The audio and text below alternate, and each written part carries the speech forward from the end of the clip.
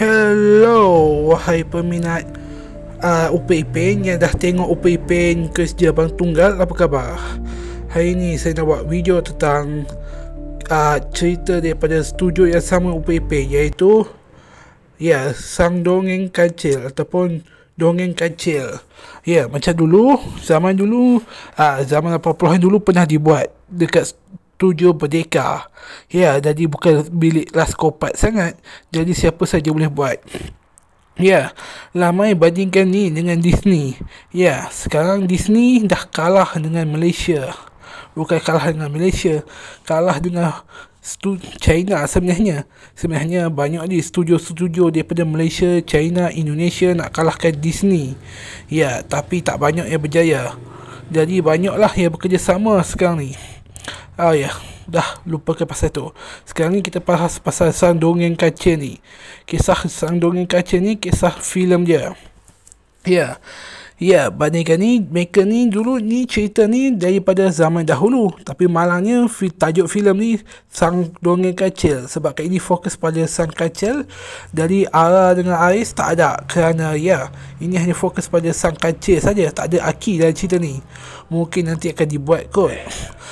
Kalau selalunya dalam series mereka buat komedi-komedi, tapi kalau action, kalau filem, confirm mereka buat serius dengan bagus. Kenapa filem ni agak bagus? Sebab ada musical.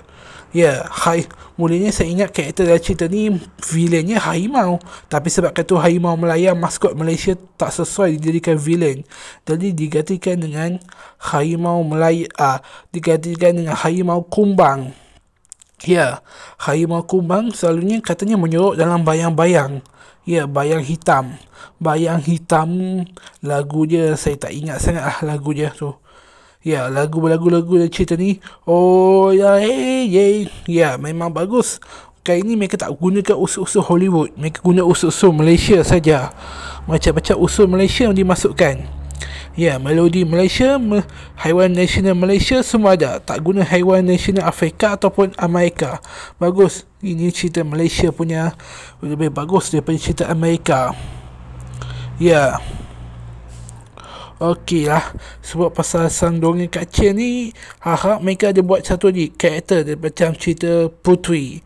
Cerita Puteri tu bila mereka nak buat yang Aris dengan Aki tu, bila mereka nak buat lah zaman dahulu tu. Laskopat ni memang untung sekarang ni mereka ni buat cerita ni tayang kat Power Gam. Mungkin sebab dapat banyak duit kot. Dapat banyak duit buat filem, dapat duit sedikit buat series. Itu yang orang cakap lah, bukan saya cakap. Duit banyak, untung banyak, buat aje lah. Tak ada duit, tak ada apa. Tak ada harta, tak ada keluarga. Kalau ada tak ada harta, ada keluarga, jatuh meninggal. Itu yang jadi. Ada duit, tak ada perempuan. Bila ada perempuan, baru tak ada duit. Itu yang orang kata. Tapi malangnya ini cerita hanya cerita pertarungan perang. Peperangan. Teringat dengan Lion King, cerita perang. Perang. Haiwan pun nak berperang di wayah juga. Biasalah haiwan perang di wayah. Mulanya ramai yang fikir ini mesti akan jadi pesaing robot, tapi tak. Ini filem musical ada, kalah dengan Lion King. Lion King. Bezanya karakter utama dia bukan harimau, bukan singa, tapi karakternya kancil. Mulanya saya haraplah laskopat ni akan buat cerita tentang harimau pula, harimau melayang. Malamlah maskot Malaysia kan harimau. Malangnya dalam cerita Sang Dongeng Kancil ni, semua karakter-karakternya guna nama haiwan biasa-biasa saja. Guna nama haiwan, tak ada apa yang unik pun.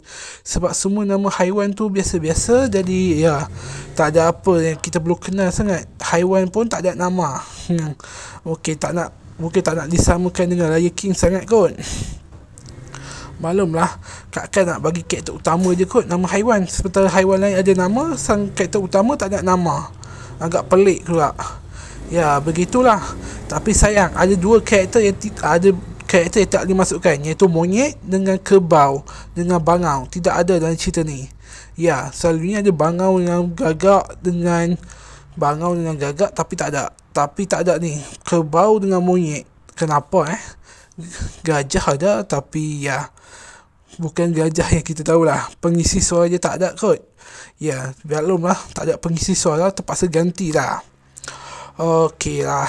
Semoga itu akan terjadi satu hari nanti. Semoga nanti kalau mereka akan buat cerita ni pula, Sang Dongeng Harimau. Sang Dongeng Harimau. Karakter apa yang sesuai dalam cerita tu? Ular sawa, harimau ada. Ya, burung gagak ada, helang ada. Ya, helang perkasa lah. Mulanya saya haraplah mereka akan buat cerita dongeng helang perkasa. Ya, dia suka. Kenapa dia dapat jolokkan helang perkasa? Ya, padahal banyak dia burung helang. Ya, itu satu-satunya helang yang ada ke? Sayang. Itu saja yang saya tengok. Harimau kumbang tak berjaya kalahkan harimau biasa, tak payah dimasukkan lah. Ya, harimau kumbang. Ya, ada ke harimau kumbang kat Malaysia? Sila komen Lagu-lagunya semua bagus-bagus. Tak macam lagu-lagu Disney dah. Ini lebih bagus. Lagu Melody siapa tah yang buat, saya pun patut beri pujian sikit lah kat pembuat kartun ni. Last Kopak 10 bintang. Ya, 10 bintang lah mereka dapat. Sebelum ni saya hanya beri 5 bintang kat studio-studio Malaysia. Tapi ni 10 bintang ni. Okey, itu saja. Bye-bye.